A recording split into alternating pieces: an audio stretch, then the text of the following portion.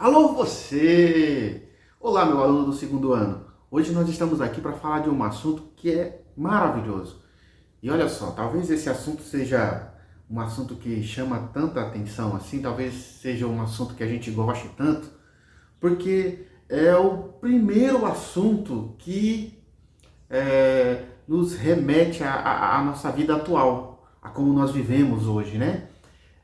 Talvez seja o início do nosso modo de vida atual, de como é que é a nossa vida prática realmente, né? De como é que nós nos portamos no nosso dia a dia. E eu estou falando da nossa vida cotidiana, das coisas que nós temos, das coisas que nós precisamos ter, de como nós trabalhamos, de como nós adquirimos as coisas, do que nós temos em casa, das coisas que utilizamos em casa, né? E esse assunto aqui é Revolução Industrial. Então, se você é meu aluno do segundo ano, esse aqui é o vídeo certo para você e taca like porque é conteúdo de Enem, tá certo? Então vamos lá então? Só que olha só, para a gente entender um pouquinho de Revolução Industrial, para a gente entender como é que se deu esse processo, para a gente ter uma noção, pelo menos mínima aí, de como as coisas chegaram ao patamar que nós estamos hoje, como é que isso tudo iniciou, a gente precisa relembrar algumas coisas do nosso conteúdo anterior. No conteúdo anterior nós falamos de antigo regime e iluminismo, certo? Então o iluminismo era a grande crítica ao antigo regime, essa expressão antigo regime, como nós falamos na aula anterior, já era uma crítica do iluminismo, e esse antigo regime era nada mais, nada menos do que o absolutismo monárquico. E você sabe que a Inglaterra é o berço da Revolução Industrial. E a Inglaterra não é diferente de outros países da Europa que vivia também um absolutismo monárquico. Então, para a gente entender esse processo da Revolução Industrial, cabe aqui a gente fazer uma introdução de como é que era a vida dessas pessoas que viviam ali. O que regia, o que determinava, quais eram as regras, né? Qual era o sistema que determinava as regras sociais, as regras de trabalho, qual era o sistema que determinava como essas pessoas viviam. E aí, falando de uma forma mais filosófica, a gente sabe que a política, a economia, a cultura influencia diretamente aí na vida das pessoas, mesmo quando você não participa ou acredita que não participa da política de modo geral. A política está ali determinando, ditando, fazendo com que você tome decisões ou que você faça parte de tomadas de decisões, mesmo não tendo essa consciência de que você é responsável, você está inserido nesse processo aí, tá certo? Então vamos entender então. Olha só, Revolução Industrial, ele está lá no capítulo 9, entre as páginas 110 e 119. Na segunda parte desse capítulo a gente fala exclusivamente da Revolução Industrial e aí sim as informações mais diretas. Mas a primeira parte ele faz exatamente isso que nós estamos fazendo aqui no livro, que é uma introdução, né? Dizer como é que era a vida, como é que eram as coisas lá no Reino Unido, tá certo? Então o absolutismo monárquico começou na Inglaterra, no Reino Unido, começou por volta de 1457 com o início de uma dinastia. Nós sabemos que os ingleses vivem de dinastia, né? A monarquia inglesa, ela tem períodos, e esses períodos são chamados de monarquia. Depende de quem, do sobrenome, né? Das famílias que administram, que reinam na Inglaterra, tá certo? E esse termo administram, vocês vão perceber que há mudanças aqui durante essa Revolução Inglesa. Então, o absolutismo monárquico, que é o período que antecede a Revolução Inglesa, ela inicia lá com Henrique VII e ela termina lá com Guilherme III. Então, ela tem início lá por volta de 1457 e termina lá por volta de 1689 com a assinatura da Declaração dos Direitos, tá certo? Então, a gente lembra que a crítica do iluminismo ao antigo regime, ao regime esse regime monárquico absolutista, era exatamente expandir os direitos, dar direitos iguais a todas as pessoas, não é? Então, olha só. Então a Revolução Inglesa, que ela acontece mais especificamente por volta de 1642 e 1689, com essa assinatura pelo Guilherme III, né? Guilherme III é o primeiro rei da Inglaterra, o primeiro rei do Reino Unido a ter ali uma monarquia parlamentarista, que é essa monarquia que ainda existe até hoje na Inglaterra, com Elizabeth II, que é a rainha, que é o reinado mais longo da história do Reino Unido, mais longo da história da Inglaterra, tá certo? Então, olha só, nesse período aí, que é o período que inicia esse processo da Revolução Inglesa, nós temos lá a figura da Elizabeth I, não vamos confundir, Elizabeth II é essa de hoje, que o marido faleceu há pouco tempo, tá certo? Elizabeth II é a sogra da princesa Diana, tá ok? Então é essa de hoje. A Elizabeth I foi lá, mais ou menos lá em 1642, ela reinava nesse período aí, tá certo? E ali inicia-se então o precursor, o processo da Revolução Inglesa, né? E aí nós temos diferentes revoluções, como a Revolução Gloriosa, que é essa que dá aí, que tem por culminância, que tem por final aí a assinatura da Declaração dos Direitos, tá certo? E a Declaração dos Direitos foi assinada por Guilherme III. Mas isso iniciou lá com a Elizabeth I, e isso tudo só aconteceu porque nós temos a união de comerciantes, então juntaram-se comerciantes, donos de manufaturas, e a gente vai entender direito o que é manufatura lá na explicação específica da Revolução, e também muitos proprietários rurais. Vamos lembrar que proprietários rurais na Inglaterra eram os nobres, então a nobreza, né, quem tinha títulos de nobreza, se uniu com comerciantes, que, diga-se de passagem, comerciantes e esses donos de manufaturas, esses caras eram que iam fazer parte, o que futuramente iam ser chamados de burgueses industriais, tá certo? Comerciantes e donos de manufatura. Principalmente donos de manufatura eram chamados de burgueses industriais e burgueses de modo geral, esses comerciantes e donos de manufaturas, tá certo? Então esses caras se uniram e começaram a buscar direitos, porque esses caras tinham direitos diferentes dos direitos dos nobres, principalmente os nobres que eram mais próximos à coroa, tá certo? Então quem era mais próximo ao rei, que tinha todo o poder, por isso poder absolutista, absolutismo monárquico, quem estava mais próximo ao rei tinha mais direitos, tá ok? Então o crime era o mesmo, mas a punição era diferente, para você entender aí de modo geral, tá ok? Então há aí então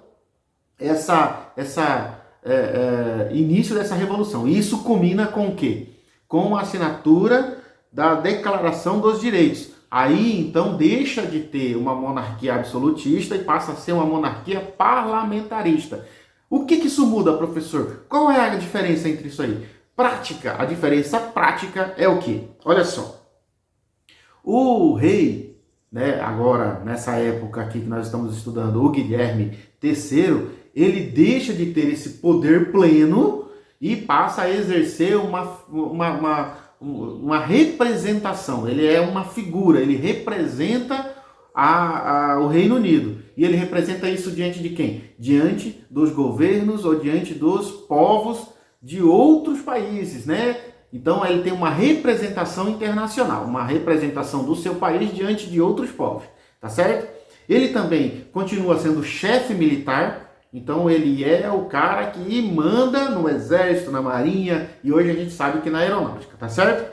Ele também é o chefe da igreja anglicana, porque a igreja ela ainda tem muito poder, e aí se a gente falar lá de revolução religiosa, né? A gente vai lembrar lá de Martinho Lutero e também desse processo da formação da igreja anglicana por causa de um rei também, tá certo? E isso é o que acontece na política, essa é a mudança prática na política, tá certo? Então agora o rei não governa mais, inclusive há uma expressão, né, uma frase muito conhecida que é o rei agora na monarquia reina, mas não governa, porque quem governa é o primeiro-ministro, e o primeiro-ministro ele é tirado, né, ele é eleito entre o partido que tem maioria na Câmara dos Comuns. Então agora nós podemos ter governando, né?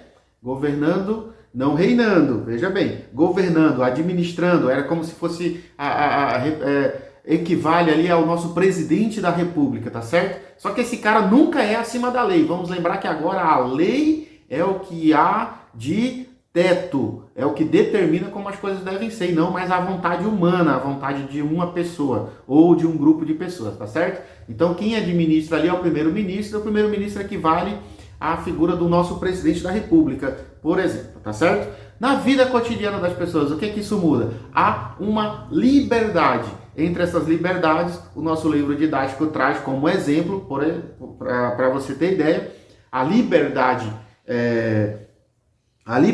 de expressão, entre essas a liberdade política e filosófica. Então agora você pode pensar, você pode dizer o que você pensa, né? Pensar você podia desde sempre, mas não podia dizer o que você pensava. Agora você pode expressar, você pode dizer o que você pensa. E a outra coisa é a liberdade política, liberdade religiosa. Mesmo sabendo que ainda 43% das pessoas que vivem no Reino Unido ainda são anglicanos até hoje, tá certo?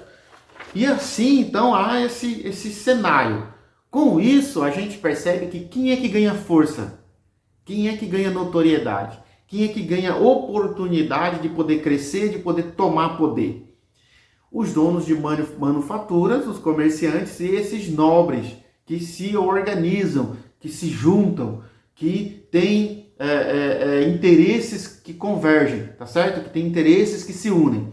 E aí, então, nós temos o campo econômico, político, social e filosófico para o surgimento da Revolução Industrial. Para você entender como é que surgiu a Revolução Industrial de modo prático, como é que era lá, né, no chão da fábrica, vamos entender aqui como é que era o sistema de produção, como é que nós chegávamos a uma mercadoria, como é que isso aconteceu, qual é a diferença, né, para a gente falar de Revolução Industrial. Então vamos lá então. Primeiro, nós temos a produção feita por artesanato, aonde, segundo Adam Smith, e aí depois eu vou fazer uma análise bem interessante aqui, é análise pessoal, segundo Adam Smith, que traz aí um conceito, uma explicação muito técnica de como é que isso funcionava, lá no artesanato, o artesão, ele era responsável por todo o processo de produção. Então, além dele ter todos os produtos,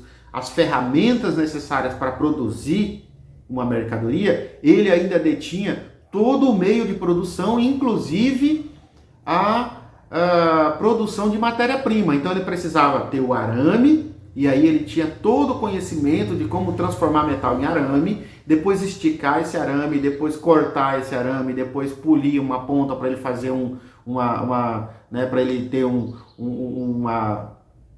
para ele poder perfurar alguma coisa. Nós estamos falando de uma produção de alfinete, olha um produto tão pequeno. Depois ele tinha que colocar uma cabeça nesse alfinete, passar por um processo de polimento e aí só então poder entregar isso a quem fez a encomenda ou ao comprador, né? Ao consumidor final.